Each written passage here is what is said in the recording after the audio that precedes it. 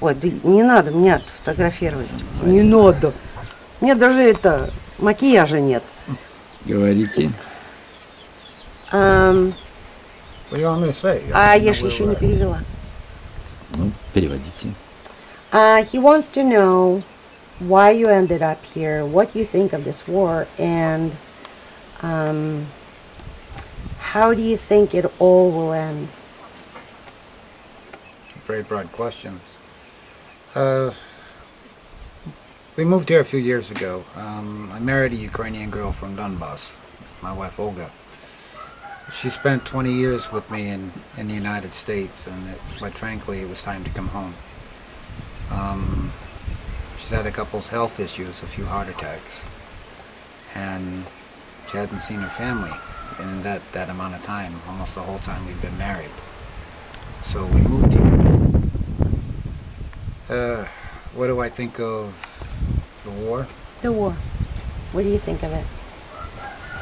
I think the Ukraine itself has been sold out. When you look at the history of it, even the nationalists will tell you that nationalism in Ukraine didn't exist before 1991, that it was actually imported. And people from the United States, like John McCain, worked very, very hard to get that done. It's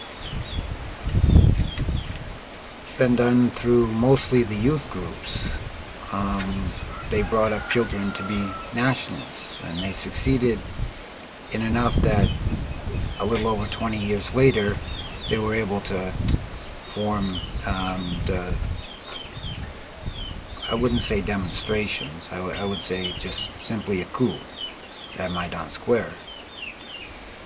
The war itself, it pits the nationalists against everybody else. What's going on right now is just genocide, and it's just wrong. And it's not just here. They're bringing the boys from West Ukraine here that are not nationalists either to die here. It's ethnic cleansing, because what it amounts to is either you're a nationalist or you're not. And if you're not a Bandera, you're not Ukrainian enough to live here. Yep. And the whole process of Ukrainization in the schools and in the children's groups are to bring another generation up that are truly Ukrainian enough for them.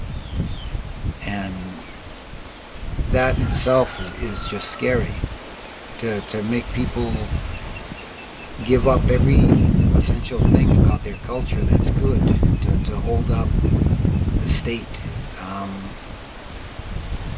Think of it as statism.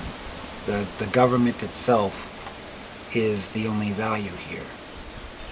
Everybody above you can tell you to kill your children or your parents or your wife or your husband for the state, and for you to be a good Ukrainian, it has to be good. These things aren't just happening here, they're happening all across Eastern Europe now and across the world. We see that the same things happening in Egypt, Libya. All the revolutions. They happened across South America, Central America, with all the freedom fighters my country supported. These go back to,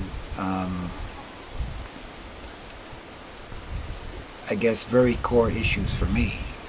Should the United States have not only just supported but started these groups? Quite frankly, it's wrong. The people here are heroes. The people of Donbas are just heroes. They stood up and said no. We'll not call heroes the people that had killed our grandfathers and our grandmothers. And I can't think of any more democratic-minded people on earth than what I see here. And I can't be prouder to live anywhere else than here. And getting the truth out is everything. What's actually happening and the whys of what is happening. And that's about it. You saw. You saw.